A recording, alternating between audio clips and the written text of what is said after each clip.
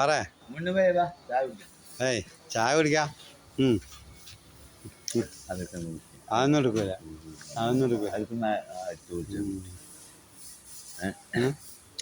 അടിച്ചു പൊളിച്ച് കൂടി നമ്മുടെ ആൾക്കാരേ. ആ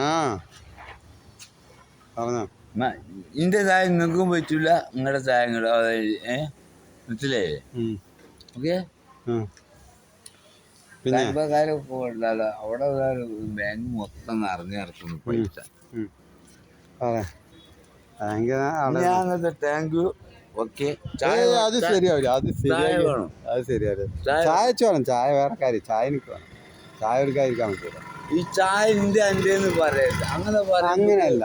ചായ ഞാൻ കുടിക്കണത് എന്റെ സ്പെഷ്യൽ ചായ വേറെ. അത് നിങ്ങൾക്ക് അറിയോ? അറിയില്ല. അപ്പൊ അതാണ്. അപ്പൊ അതാ പറയണ. അതാണ്.